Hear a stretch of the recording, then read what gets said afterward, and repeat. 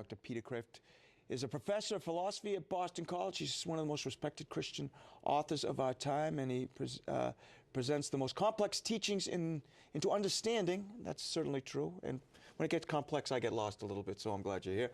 We're delighted to have him in studio to talk about his newest book from Ignatius Press called Probes, which Kevin hit on me. Right, how you doing? I'm doing fine, I hope. Always a pleasure. So the format's a little bit different for this book. Can you tell us about that a little bit? It's very different. It's a Bible study, but it consists entirely of questions. So it's very demanding. Over 1,400 questions. 1,400 questions, but there are no set answers, so I don't have an answer key. They're questions about the most profound book ever written. I think John's Gospel is the profoundest of the Gospels. The Gospels are the profoundest part of the New Testament. The New Testament is the profoundest part of the Bible, and the Bible is the most profound book ever written. So this goes right to the heart of things. What is it about St. John's Gospel that has made you decide that you're going to write a book? Well, the answer explains also the title of the book. What John does is probe more deeply into some of the things that the other Gospels deal with. For instance, the other Gospels have dozens of miracles. John just has 7, but he probes very deeply into the meaning of them. So I try to follow that strategy, and my subtitle is Deep Sea Diving into John's Gospel. It's like a submarine. It tries to go deeper. And it's for ordinary people. You don't have to be a scholar or an intellectual. You just have to ask honest questions about it. And what is it about asking questions, Peter, that you can come, and you say there's really no answers, but by asking questions, how do we deepen our faith? Well, I want to correct you. There are plenty of answers, but there's more than one answer to a really good question. There you go. And what's great about it is that it's very, very human. Animals ask no questions. God has all the answers, so he doesn't have to ask any questions. So this is an expression of our ignorance and our desire to know more. Those two things together are the essence of education. Did you write all the questions? Yeah. So what was that? I mean, I can't imagine writing 1,400 questions. How did you come up with question after question? Were you reading the gospel and then you came up with how did it happen? I don't know. I don't know. The bubbles came up from below and broke the surface, and I just followed them. So this can be for an individual or a parish setting. So it could be group study. It could be. What would you tell people on how to read the book?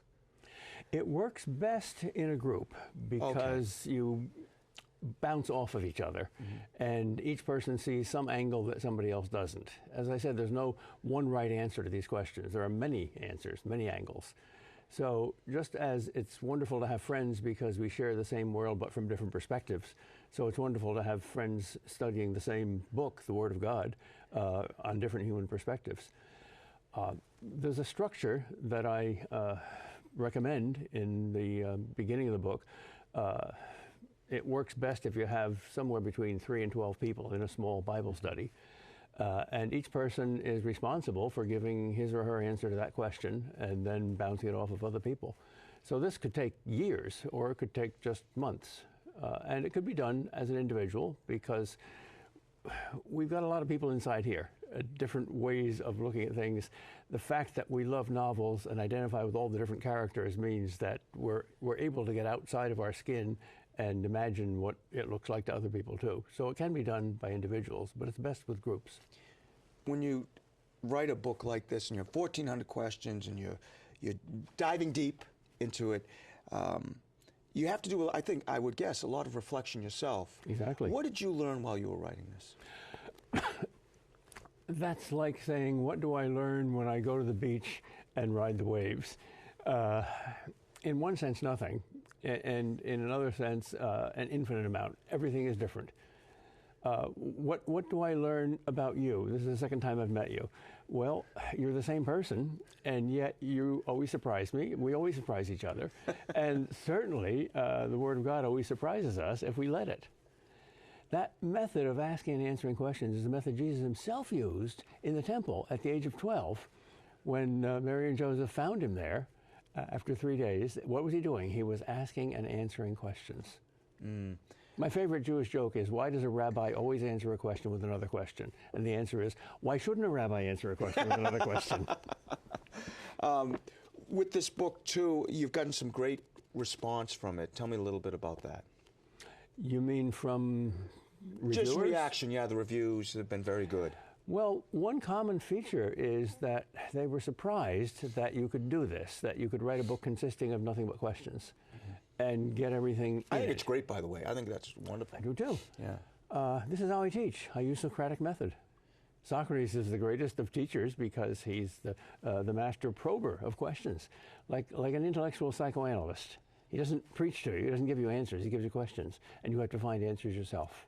And do you think this is a book also, as people read this, should they stop and think to themselves what that question is and how it affects them in their life? Always, always. If you do, then you give your guardian angel time to get through. But if you keep talking and never listen, even to yourself, not much is going to happen.